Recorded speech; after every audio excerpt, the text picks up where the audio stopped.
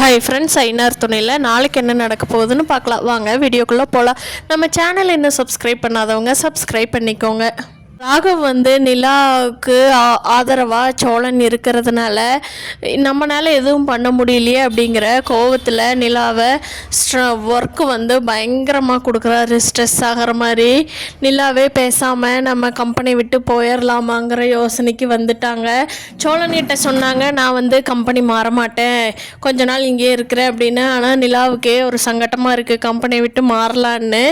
நிலா இப்படி ஆஃபீஸில் ஃபீல் பண்ணிக்கிட்டு இருக்கிறப்போ வீட்டு வேலையை ரெடி பண்ணுறப்போ அவங்க சேரனோட பெரியப்பாவும் அத்தையும் எங்களுக்கு பங்கு இருக்கிற வீட்டை இப்படி பண்ணலாமான்னு போலீஸ் கூட்டிகிட்டு பிரச்சனை பண்ணி போலீஸ் நீங்கள் எல்லாமே இவ்வளோ டைம் கொடுக்குறோம், எல்லா திங்ஸையும் எடுத்துக்கிட்டு வெளியே போயிருங்க, நாங்கள் இந்த வீட்டை சீல் வைக்கிறோம், கோர்ட்டு தீர்ப்பு யாருக்கு வருதோ அவங்க இந்த வீட்டில் குடியிருந்துக்குங்க அப்படின்னு சொல்லிடுறாங்க.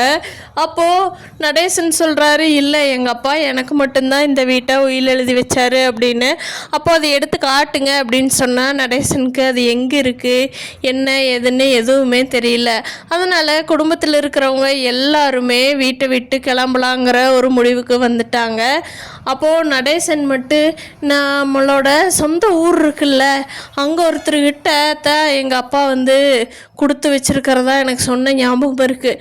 நம்ம குலதெய்வ கோயிலுக்கு போனோம் இல்லையா, அங்கே போய் நான் அவரை பார்த்து விசாரிச்சுட்டு வர்றேன்.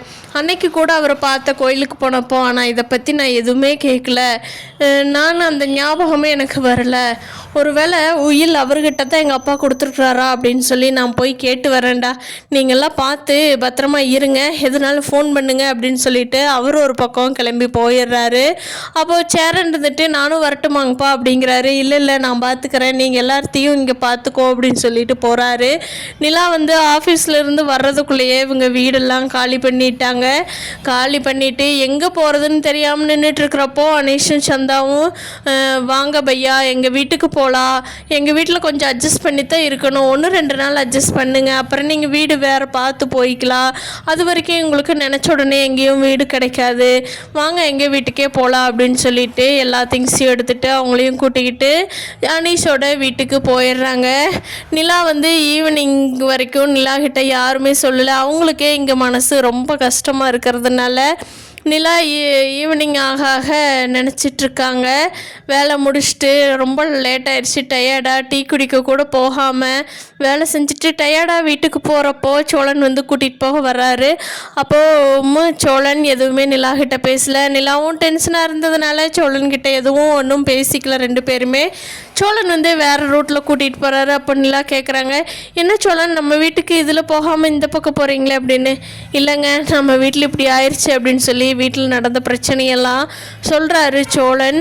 அப்போது நிலா, ஐயோ என்னங்க இப்படி பண்ணிட்டாங்க அப்படின்னு சொல்லிட்டு, வீடு பார்க்கணுங்க, தேடிட்டுருக்குறோம், பாண்டி ஒரு பக்கம், நான் ஒரு பக்கம், அண்ணா ஒரு பக்கம், எல்லாருமே தேடிட்டுருக்கோம், இன்றைக்கி ஒரு நாள் மட்டும் நீங்கள் அனீஸ் வீட்டில் அட்ஜஸ்ட் பண்ணிக்க முடியுமா அப்படின்னு சோழன் கேட்குறாங்க.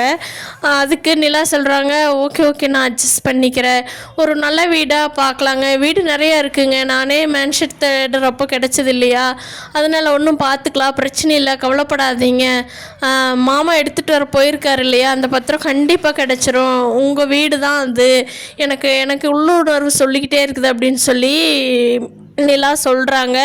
அது மட்டும் இல்லாமல், ஐயோ நம்ம வேலை விட பார்த்தோமே, நீ வீட்டு வாடகை வேறு கூடிக்கிச்சே, கண்டிப்பாக வேலையை விட முடியாது, நம்ம அந்த வீட்டில் இருந்தால் கூட பரவாயில்ல, வேலைக்கு போய் ஆகணுங்கிற கட்டாயம் இல்லை, இனி வேலைக்கு போனால் தான் வாடகையெல்லாம் கொடுக்க முடியும், கொஞ்ச நாள் இதிலே அட்ஜஸ்ட் பண்ணலாம் அப்படின்னு நிலாவோட கஷ்டத்தை மனசுக்குள்ளேயே வச்சுக்கிறாங்க. துணை செம்ம இன்ட்ரெஸ்டிங்காக கொண்டுட்டு போகிறாங்க டைரக்டர். பார்க்கலாம் ஃப்ரெண்ட்ஸ், அடுத்து என்ன நடக்க போகுதுங்கிறத வரோம், இன்னும் இன்ட்ரெஸ்டிங்காக இருக்க போகுது. இந்த வீடியோ பிடிச்சிருந்தால் லைக் பண்ணிக்கோங்க, நீங்கள் என்ன நினைக்கிறீங்கன்னு கீழே கமெண்ட் பண்ணுங்கள். தேங்க்யூ.